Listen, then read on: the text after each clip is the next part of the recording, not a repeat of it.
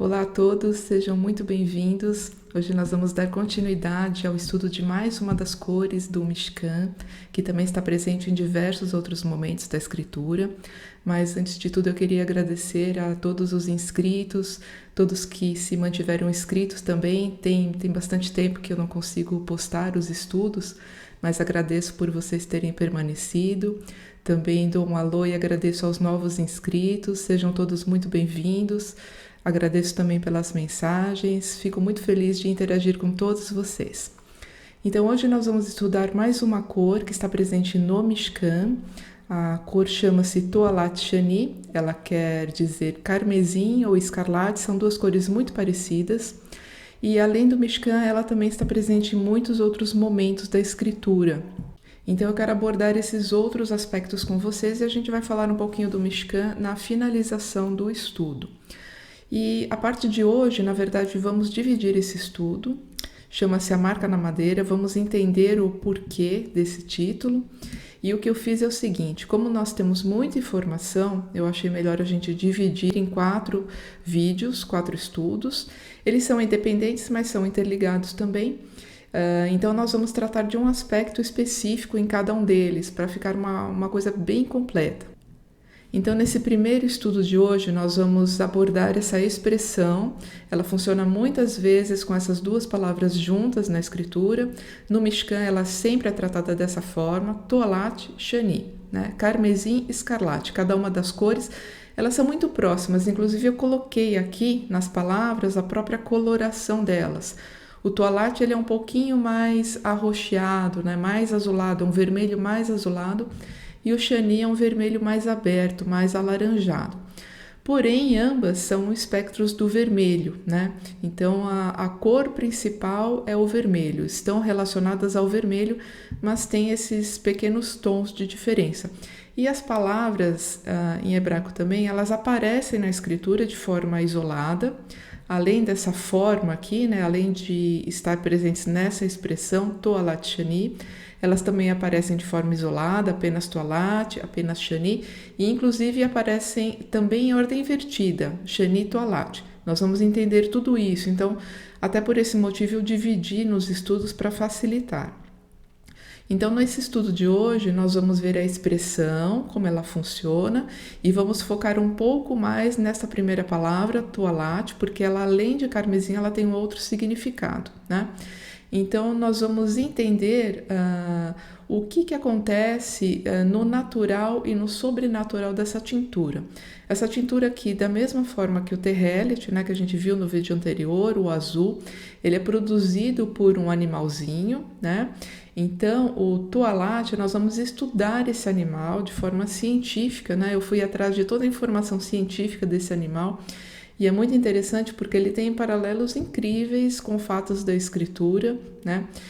Existem muitos estudos na internet que tratam exatamente desse aspecto, né? Que fazem essa correlação. Porém, eu percebi que algumas coisas são deixadas de fora e também algumas coisas não estão estudadas de uma forma mais profunda. Então, eu pesquisei nos sites científicos mesmo, na biologia do animalzinho, e é muito interessante.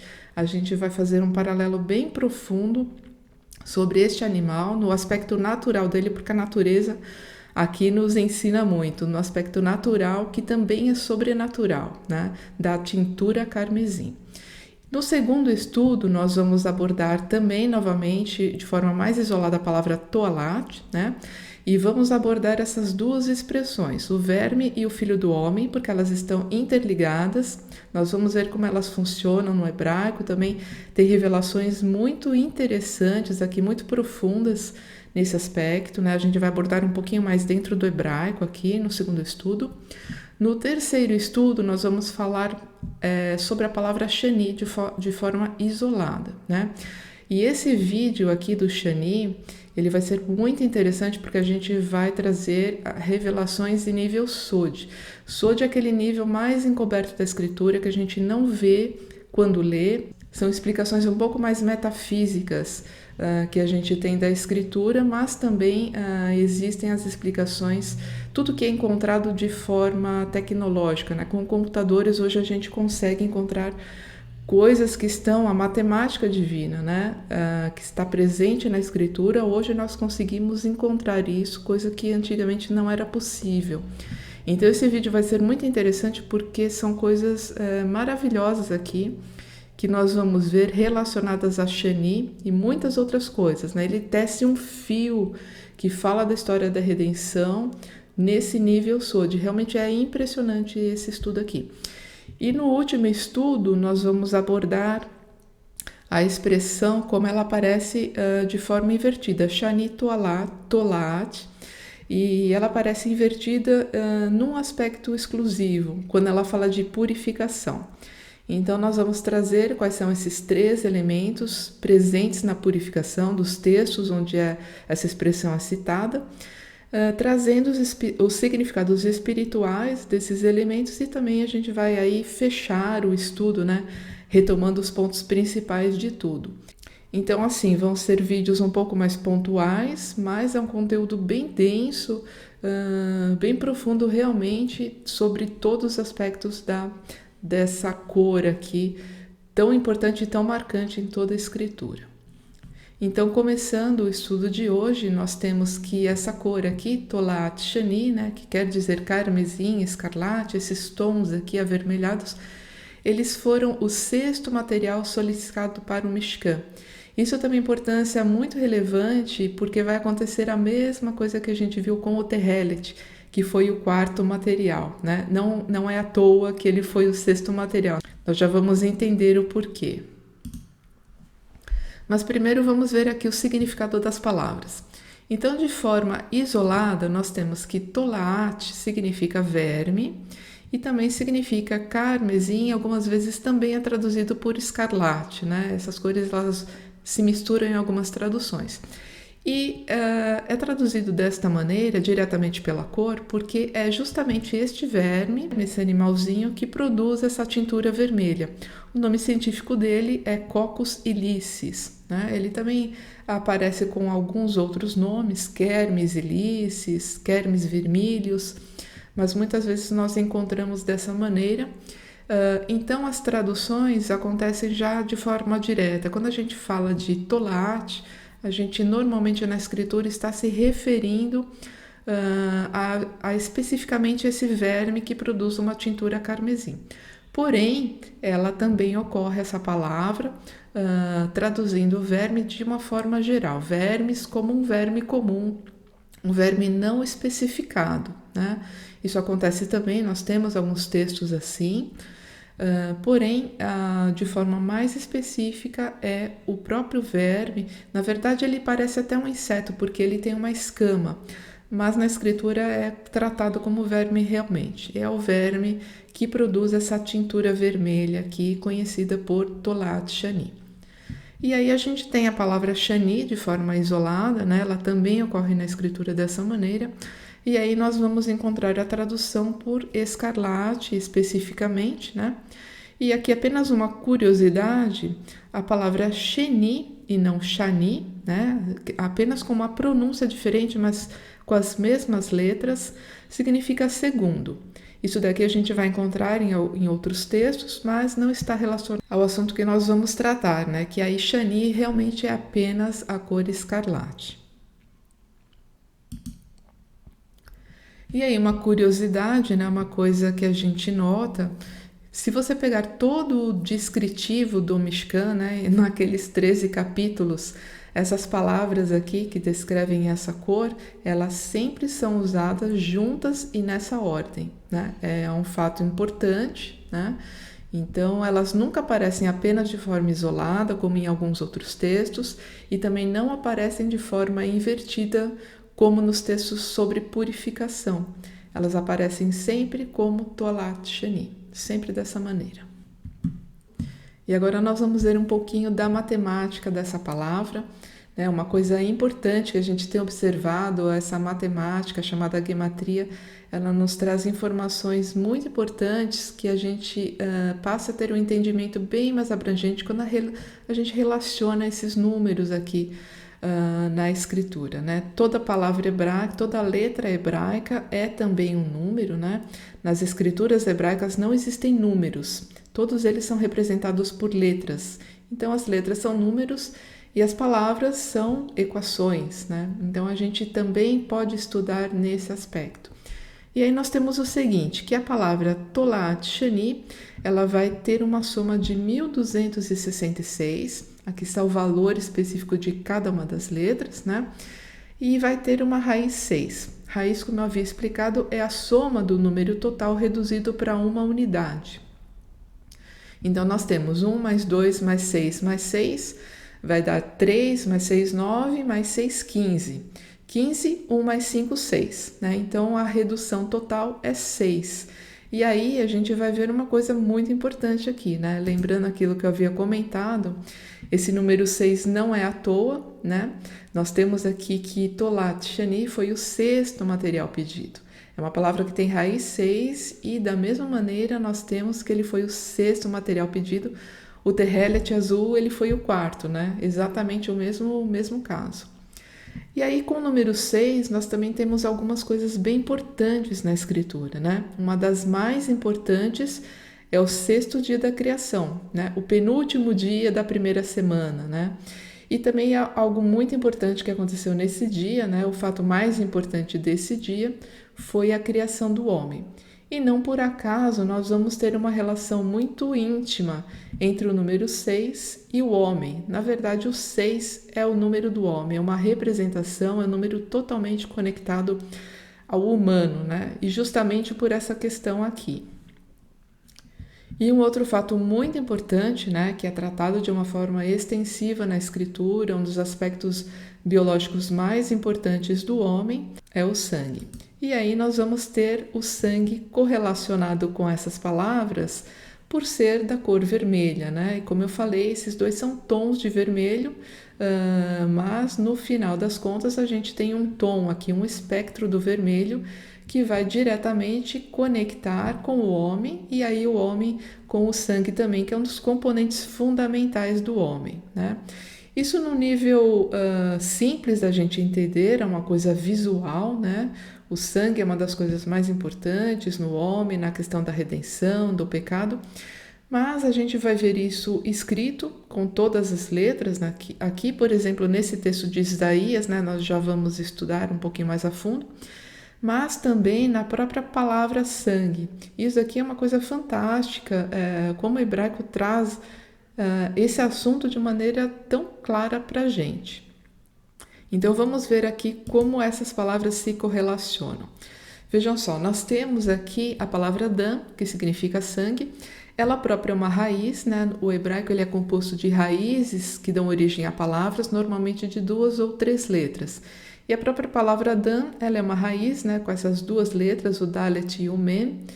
Ela significa sangue e essa palavra, ela dá origem à palavra Adom, que significa da cor do sangue, portanto vermelho, né? Vejam, a gente acrescenta um aleph aqui no começo e nós temos a palavra Adom, que é uma coisa simples da gente compreender, né? Aí está relacionado à cor. Mas vejam só que interessante. A palavra Adom, ela vai dar origem à palavra Adamá, que significa terra, uma terra arável, um solo, aquele chão vermelho, né? Aquele chão avermelhado que produz. Então vejam de onde as coisas vêm, né? Do sangue é produzida uma palavra que significa vermelho, que é da cor do sangue, e dessa palavra vermelha é produzida a palavra Adamá, que significa terra, né? E aí o que nós temos depois da terra, a palavra, né? A gramática da palavra Adamá vai dar origem à palavra Adão. E aí o que nós temos? Adão, que é o primeiro ser humano, aquele que é formado da terra, né? E também foi o nome próprio, digamos assim, né? Para o primeiro ser humano, que aqui na tradução é conhecido por Adão. Vejam, Adonai disse que formou o homem do pó da terra e nós vemos isso na gramática de forma literal, né? A palavra Adão, que é o nome dele ou o nome o primeiro ser humano, né? Ou a raça humana de uma forma geral, é conhecida por Adão, é chamada de Adão, né? E vem justamente da palavra Adamá, que é terra. Então, não apenas no nível natural, mas também na gramática nós temos esse fato. O homem ele veio da terra, tanto na criação de Adonai quanto na gramática. Isso é fascinante, porque nós vamos ver hoje exatamente o mesmo ponto de vista, né? Nós vamos ver que uma coisa natural, ela traz um aspecto espiritual muito maior. O hebraico, ele traz essas preciosidades para a gente, né? Vejam, inclusive a palavra Adão tem a mesma grafia de Adão, né? Da cor vermelha, apenas a pronúncia é diferente. E vejam só, a palavra Dan, sangue, sempre está presente até o fim, né? No vermelho, na terra e no homem. A palavra homem, né? Aqui, Adão, vejam, ela tem o sangue dentro dela. É uma forma literal da gente entender, né? Nós temos aqui o Aleph, que representa Adonai, né? O sopro de Adonai dando vida ao sangue do homem, né? Porque é através do sangue que o homem recebe a vida está dentro do sangue. Então, essa palavra aqui realmente é fantástica e nos mostra isso de uma forma muito clara e literal. E aí eu deixo apenas uma dica aqui, quem quiser se aprofundar um pouquinho mais, a gente tem um vídeo no canal, ele está dividido em três pequenos capítulos que fala justamente sobre essa palavra aqui, Adão, né? É um estudo que vai tratar isso aqui mais a fundo, chama-se A Terra que Respira, é um dos primeiros vídeos do canal. E agora nós vamos começar a compreender um pouco dessa conexão entre as palavras e conceitos. Nós temos aqui o verso de Isaías 1,18, né, que eu comentei para vocês, que isso aqui nós temos de uma forma literal na escritura, essa relação entre o vermelho, o sangue, a questão do pecado. Vejam só o que ele fala. Aqui está grafado, né, eu espero que dê para ver a cor, a diferença de cor. Então nós temos o seguinte: vinde agora e arrazoemos, diz Adonai. Ainda que os vossos pecados sejam como a escarlata, eles se tornarão brancos como a neve. Ainda que sejam vermelhos como carmesim, tornar-se-ão como a lã. Então nós temos aqui todas as palavras, né? Escarlata, aqui como escarlata, né? Kshanim. Nós temos aqui a palavra vermelho nesse listradinho e o carmesim também, como tolá. Né? Então, vejam, numa mesma sentença nós temos todas essas cores aqui. Então, o profeta nos mostra essa relação entre essas cores, né, dos tons de vermelho com o pecado. Né?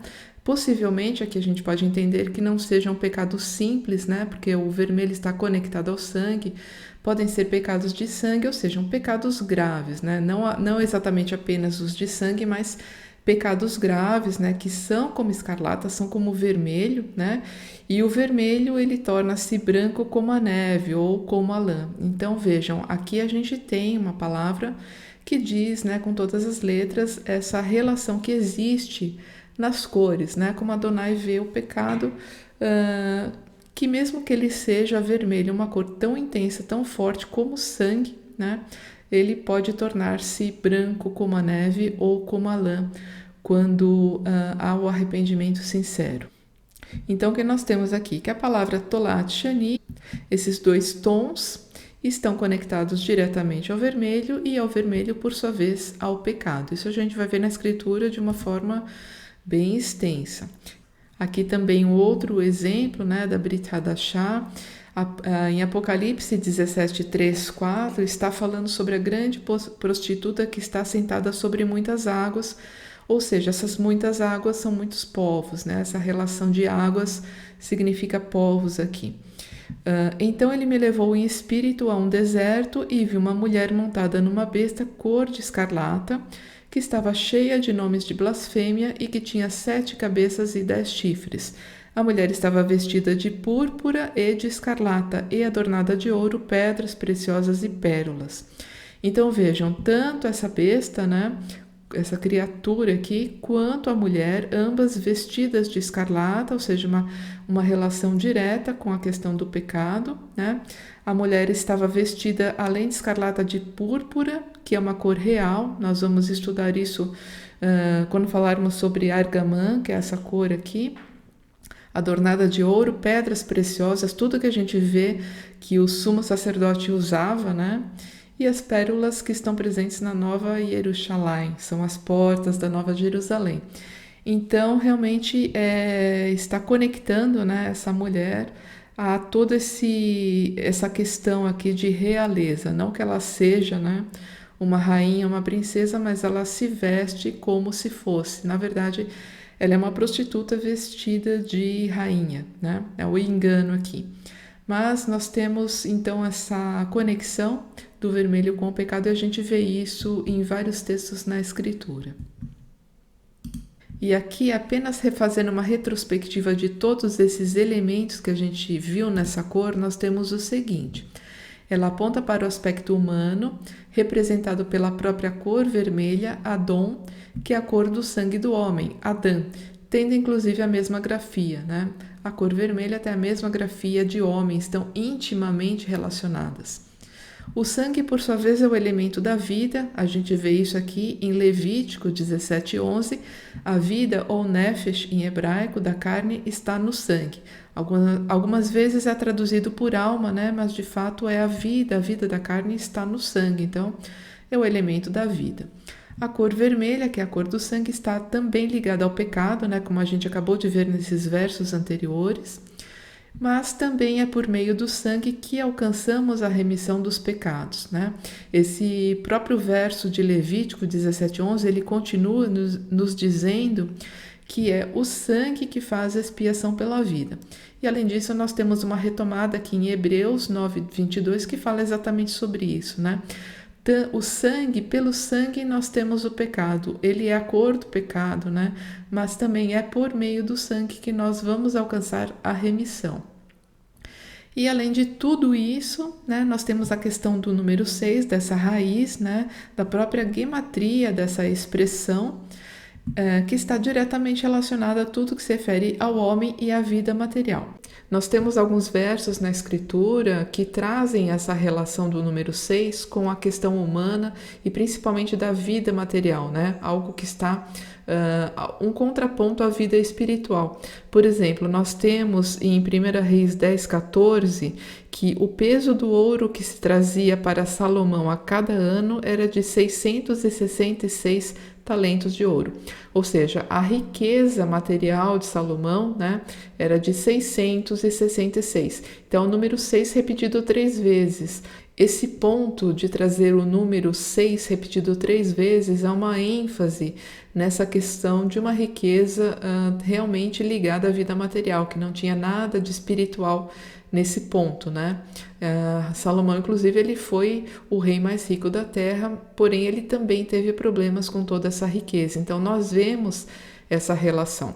Um outro verso que todo mundo lembra, né, com a questão do 666, né, o número 6 repetido 3 vezes, em Apocalipse, que diz que, vejam só, Apocalipse 13:18, aqui há sabedoria. Aquele que tem entendimento, calcule o número da criatura, né, ou da besta, porque é o número de um homem e o seu número é 666, né? Número 6 repetido 3 vezes e Yohanan, João, está falando aqui de gematria, né? Para quem nunca notou essa questão, ele está dizendo que o nome de um homem tem um valor numérico, é exatamente o que a gematria faz. Então ele diz que aqui há sabedoria, ou seja, quem é sábio, quem tem entendimento também busca a revelação através da matemática divina, e ele aponta com muita clareza aqui, né? O número dessa pessoa, desse ser, dessa criatura, é um número de homem e tem o número 666, é o número 6 repetido 3 vezes como uma ênfase a uma questão, a um ponto totalmente imaterial, mundano, eventualmente, né, podemos dizer aqui até profano, algo completamente em contraponto ao espiritual, que aí teria a raiz 7. 7 é o número espiritual conectado à espiritualidade e o número 777 é o contraponto do 666, nessa questão homem e espírito. Então, Tolat Shani, nós vamos entender em tudo que nós estudarmos todos esses aspectos. Ela tem uma relação com o vermelho, tem uma relação íntima com a questão do homem, com a questão do pecado e da redenção. Tudo isso, se a gente lembrar do Mishkan, essa cor aqui ela é usada nas cortinas, na cortina externa, na interna, naquela que adentra para o Santo dos Santos. Também é uma cor usada pelo sumo sacerdote. Tudo isso é uma representação dessa questão. da redenção através do sangue, né? Nós vamos falar disso mais adiante, mas esse slide aqui é para a gente sempre ter em mente isso. São os aspectos fundamentais dessa cor que vão percorrer tudo que a gente ler sobre ela na Escritura.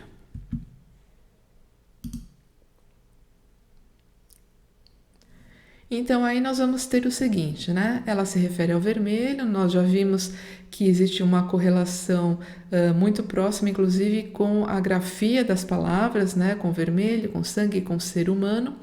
Tudo isso aqui, todos esses elementos estão ligados ao pecado. O pecado, por sua vez, precisa de redenção, e a redenção veio por meio de Yeshua.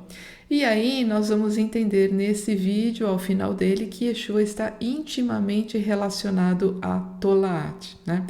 Não apenas a cor vermelha, mas especificamente ao significado que a gente viu de Tolaat, que é esse verme que produz a tintura vermelha. E existe uma palavra profética que diz exatamente isso. Então, é por esse motivo que nós vamos aprofundar e entender essa correlação tão estranha. Então, agora nós vamos entender um pouco sobre a origem, vamos entender essa cor, né? De onde ela vem, vamos entender esse animal, porque hoje nós vamos compreender como a natureza se revela também nas histórias, né? Nos fatos bíblicos. Então, nós temos que Tolat Shani é uma tintura obtida a partir do verme Coccus ou Kermes ilicis, né? O nome científico dele, e das suas larvas também. Nós temos aqui uma figura, né, do verme, aqui na forma adulta, vejam, ele parece que tem uma casca, né? Em alguns momentos ele é conhecido como inseto cientificamente, mas na escritura ele é tratado realmente como verme, né? Aqui são suas larvas, vejam, todas vermelhinhas também. Então aqui é o verme na sua forma adulta. Ele é o mais antigo corante vermelho conhecido, tendo sido usado inclusive pelos egípcios. Então, vejam, povos bem antigos, né, já tinham conhecimento, já usavam essa tintura aqui desse vermezinho. A sua fabricação natural fez dele um produto caro e seu uso ficou restrito a reis, líderes e tornou-se marca registrada dos exércitos romanos. Como essa tintura aqui, vejam, ela vem de um vermezinho, é um inseto muito pequeno, né, um animal muito pequeno. Ele produz até uma boa quantidade de tintura, cada um deles, mas realmente é uma produção difícil, né? Isso daqui ele tem é menos de 1 centímetro, então é realmente difícil, é uma produção cara, artesanal, né? Uma coisa complicada de fazer, então torna o produto muito caro, exatamente como o terrelet, né? Que também era produzido através do rilazon, que era um molusco. Então, é uma produção bem trabalhosa e essas cores aqui tornaram-se caras. Eram as cores que Adonai pediu, né, para o uso do sumo sacerdote, no Mishkan, as cortinas e tudo mais. Porém, com todas as invasões que Israel recebeu, né, essa cor aqui ela começou cada vez mais a ser difícil de ser produzida e realmente ficou na mão dos impérios que dominavam as terras. E aí a gente tem um fato importante, né? Os exércitos romanos, eles usam de forma extensiva essa cor, né? Aquelas capas vermelhas, todo o seu exército, seus reis, líderes, todos eles usando vermelho, né? Então vejam a quantidade de animais e a riqueza realmente, né, que Roma tinha para produzir algo tão caro para todos os seus oficiais e todos os seus exércitos.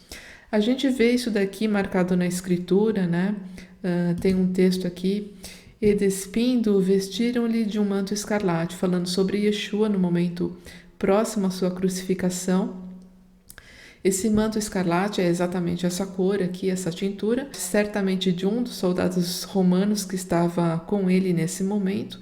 Mas isso daqui foi feito como zombaria, né? Essa cor escarlate, ela realmente representava uma cor que ficava restrita a reis e líderes, né? Então, como zombaria, os soldados romanos colocaram sobre Yeshua esse manto como se ele fosse o rei dos judeus, né? O rei daquele povo. Realmente era, mas não nesse sentido que queriam dar a ele, né? Então, nós temos isso registrado na escritura, não apenas aqui, mas em outros momentos também, que realmente a cor vermelha era uma cor cara e seu uso foi bastante restrito. E agora nós vamos entender o ciclo de vida do Tolat Shani.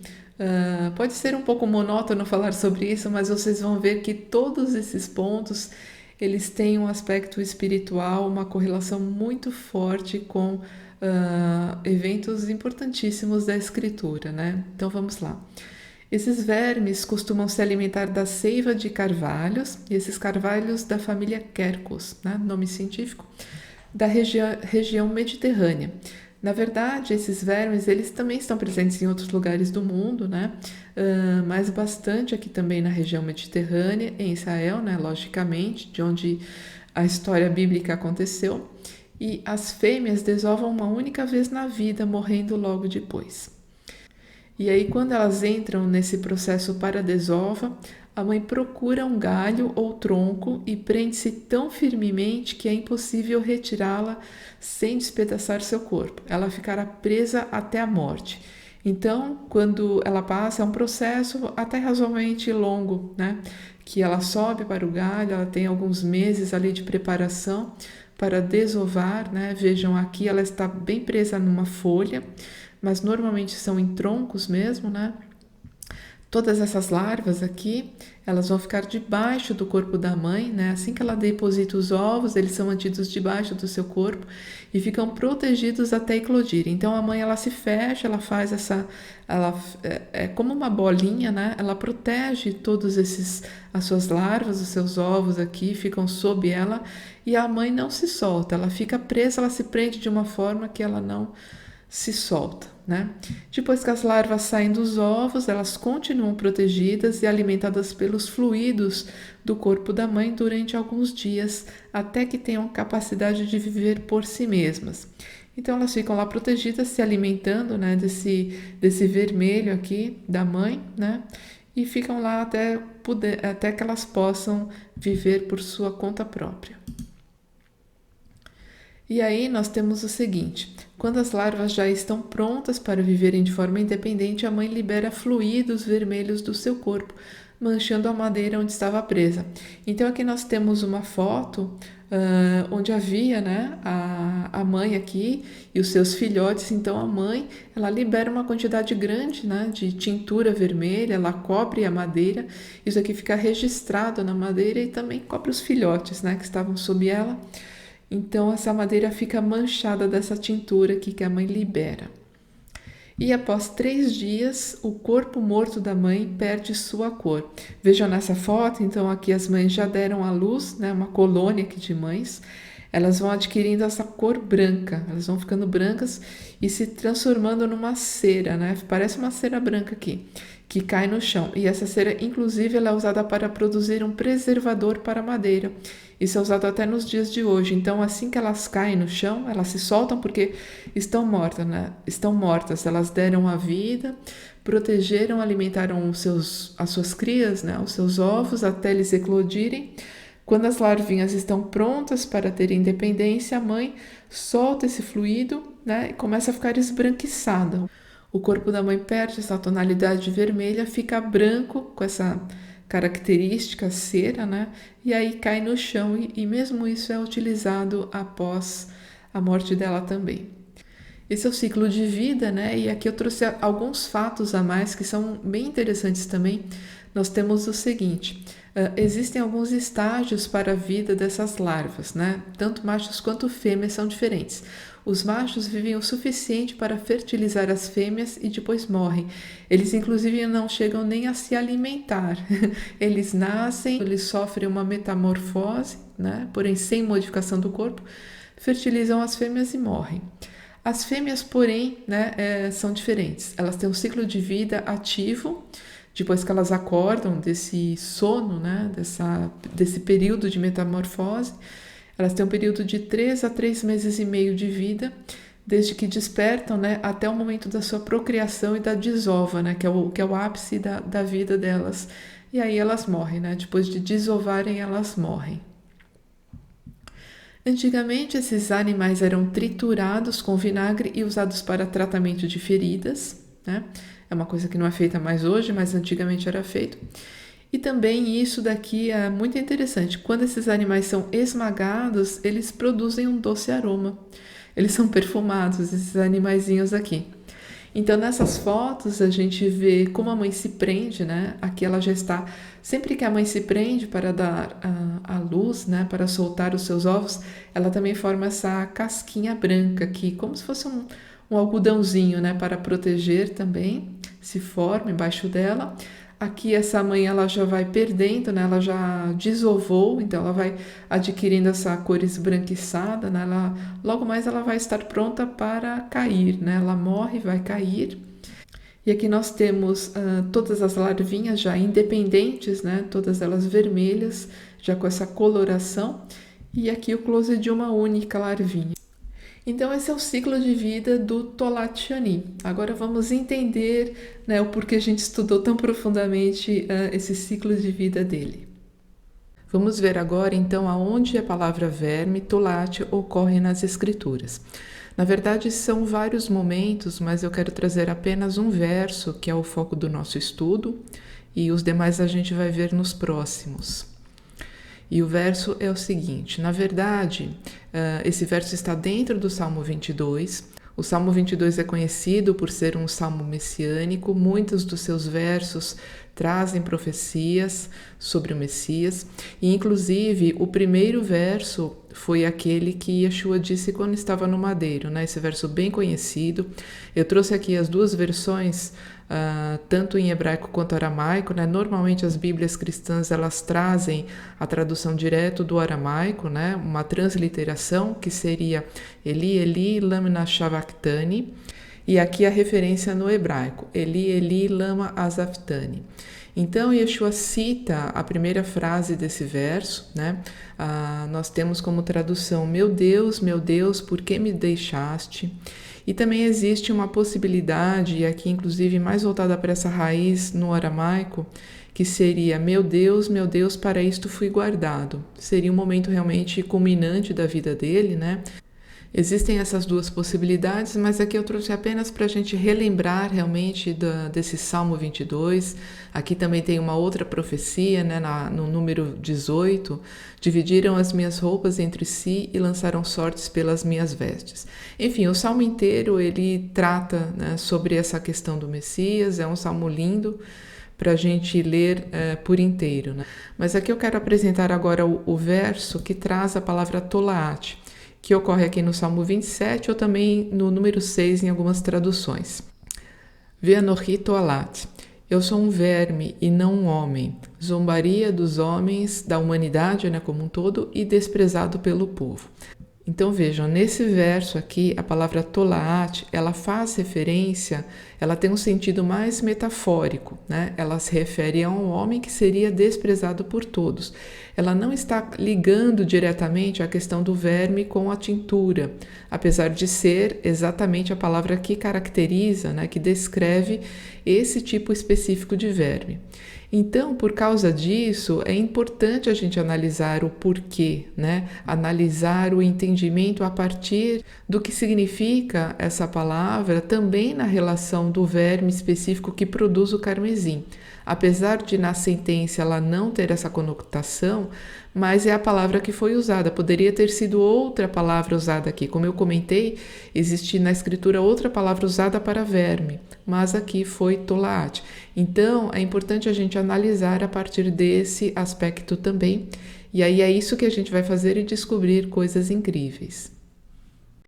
Então agora vamos entender, né? Vamos comparar ponto a ponto de tudo aquilo que a gente viu da vida, do ciclo de vida desse vermezinho, né? O Tolaat, para compreender se Yeshua realmente, se a sua vida, se a sua missão pode ser comparada a esse verme.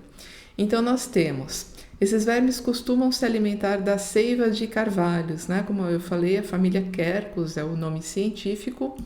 E na escritura, carvalhos são símbolos de retidão e justiça, manifestação da glória de Adonai. Nós vemos isso em Isaías 61:3, nós também temos textos que têm relação com Abraão, né? E os carvalhos, assim, os homens, eles são muitas vezes comparados a árvores, são diversos tipos de árvores, né? Inclusive o próprio Yeshua disse, pelos frutos conhecereis a árvore. E os carvalhos têm essa característica, são símbolos de retidão e justiça, né? Algo diretamente conectado a Adonai. Então esse animal ele se alimenta disso, ele se alimenta de um símbolo de retidão e justiça. Foi exatamente o que Yeshua fez, ele se alimentava da palavra de Deus, da palavra de Adonai e agia, né, conforme a palavra em todos os seus pontos. Então realmente esse é um paralelo importante. As fêmeas desovam uma única vez na vida, morrendo logo depois. E o que temos aqui? Que Yeshua deu a sua vida para que nós pudéssemos ter a vida eterna. Nós lemos isso aqui em Coríntios, em Romanos, e nós temos isso também profeticamente, né? Também um outro paralelo importante. Quando inicia o processo de desova, a mãe sobe a um galho ou tronco e prende-se tão firmemente que sairá de lá apenas morta. Bom, isso daqui é bastante claro, né? A gente comparar. Temos textos falando sobre isso, né? Yeshua aceitou pacificamente o seu julgamento, mesmo sendo um julgamento totalmente parcial, e também aceitou a sua missão. Ele foi pregado no madeiro e saiu de lá apenas a sua morte, né? Isso daqui, então, é um paralelo muito impressionante, porque esse animal, ele sobe para a morte, né? Ele sobe para um galho, para um tronco, se fixa para dar à luz e realmente lá ele morre. Outro ponto, quando a mãe deposita os ovos, eles são mantidos debaixo do seu corpo, ficando protegidos até eclodirem. Então, uma preocupação extrema, né? Um cuidado muito forte com os filhotes. Aqui nós temos que o Messias cuidava de todos como filhos e irmãos queridos, mesmo aqueles que o rejeitavam tinham o seu amor. Esse texto de Mateus aqui, por exemplo, é aquela citação que ele se compara a uma galinha que gostaria de ter os pintinhos debaixo das suas asas, né? Então ele realmente cuidava de todos, né? Trazendo cura pela palavra, cura física, e aceitava todos que o rejeitavam também. As larvas alimentam-se do fluido da própria mãe. E aqui nós temos isso declarado em João: pois minha carne é verdadeira comida e o meu sangue é a verdadeira bebida. Além dessa questão aqui metafórica, né, logicamente, nós temos também a alimentação pela palavra, né? Pela palavra de Yeshua, que é a palavra de Adonai, as pessoas se alimentavam espiritualmente. Quando a mãe aproxima-se da morte, libera os fluidos vermelhos do seu corpo, manchando a madeira onde estava presa. E aqui nós vemos um verso em Isaías 53, também um capítulo inteiro, né, que fala sobre o Messias. Quando ele colocar sua vida como oferta pelo pecado, verá sua posteridade. Ou seja, quando ele for levantado na cruz, quando ele der a sua vida, quando ele colocar a sua vida como oferta pelo pecado, né, doando o seu sangue, a sua vida que está no seu sangue era justamente isso, ele verá a sua posteridade, né? Na cruz ele gerou filhos, né? Filhos espirituais, e essa é a posteridade do Messias que permanece até os dias de hoje. E ali ele deixou a sua mancha, né? Uma grande mancha que perpetua-se nesse sentido. Após 3 dias, o corpo morto da mãe perde sua cor, se transformando numa cera branca que cai no chão. Aqui nós temos que, ao ser retirado da cruz, Yeshua é envolto em linho branco e ressuscita após 3 dias. Também um paralelo impressionante, né? A gente tem um ponto a ponto aqui da vida desse animalzinho com o paralelo de Yeshua. O ciclo de vida ativo das larvas fêmeas dura de 3 a 3 meses e meio, morrendo ao procriar. Da imersão à sua morte, o ministério de Yeshua durou 3 anos e meio. Nós vemos isso profeticamente aqui em Daniel. Vejam, esse é um paralelo bastante impressionante, né? Esse eu nunca tinha visto em nenhum estudo, mas eu encontrei pesquisando a vida desse animal. Realmente, como o comparativo é todo feito em cima da mãe, né? Os machos, eles têm uma duração de vida muito curta, né? Como eu falei, eles nem chegam a se alimentar, mas as fêmeas, né, que é a comparação aqui, realmente que dão à luz aos filhotes, né? Elas têm esse ciclo de vida, exatamente o tempo que Yeshua esteve ativo, né? Digamos assim, ensinando e trazendo a palavra de Adonai na sua missão. Esses animais eram usados para tratamentos de ferida. E nós temos um verso aqui em Isaías 53 que também fala: pelas suas feridas fomos curados. Por tudo que ele passou, ele nos deu a cura, né? E exatamente aqui esses animais eles também serviam como cura na medicina antiga. E por fim, ao serem esmagados, produzem um doce aroma. Isso é uma coisa bem estranha, mas é um fato, né? Isso daí acontece em todas as literaturas comentam sobre isso. E aí nós temos um verso que fala exatamente sobre isso, porque para Deus somos o aroma de Cristo entre os que estão sendo salvos, né? O Messias ele tem um aroma suave, ele foi essa oferta de aroma suave que chegou para Adonai na sua morte, né? Então nós temos também essa questão relacionada aqui do cheiro suave que sobe para os céus. E com tudo isso que nós vimos, fica clara agora a profundidade desse verso de Salmos 22. Porque o Messias se chama por Tolaat, e muito mais do que o aspecto metafórico de ser desprezado, nós vemos paralelos perfeitos com sua vida em relação à vida desse verme. E além de todos esses pontos, eu ainda deixo mais uma frase aqui, que pelo sofrimento afligido a ele, seu corpo tornou-se como Tolaat, vermelho de sangue, e por meio desse sangue fez a reconciliação dos homens a Adonai. Para haver uma reconciliação, uma reconexão do homem a Adonai, é necessário que haja redenção através do sangue, porque a vida está no sangue e é apenas o sangue derramado que propicia essa reconciliação. O arrependimento é necessário e é fundamental nesse processo, porém ele só é completado através do sangue, porque é no sangue que está a vida. E além disso, é importante a gente também se lembrar que todos esses aspectos relacionados à cor, Tolat Shani, o vermelho, o sangue, o pecado e principalmente a expiação através do sangue, também estão presentes no Mishkan e nas vestes do sumo sacerdote. Todas as cortinas, desde a mais exterior até a que dava para o Santo dos Santos, continham essa tintura. As roupas do sumo sacerdote também têm Tolat Shani, e tudo isso nos aponta também para a questão do sumo sacerdote celestial, o único capaz de fazer a expiação definitiva, completa. Todos esses sacrifícios que eram feitos diariamente no Mishkan, esses animais imolados e que eram ordenados por Adonai, nos falam da necessidade da entrega de um inocente pela redenção do culpado. E tudo isso nos aponta também para esse que um dia poderia fazer a reconciliação completa a Adonai, porque o sangue desses animais eles não eram capazes, não eram suficientes de promover uma redenção definitiva para o homem. Então, assim, no tempo determinado por Adonai, veio aquele que ele escolheu, aquele que ele ungiu, para que entregasse a sua vida em resgate definitivo por todos.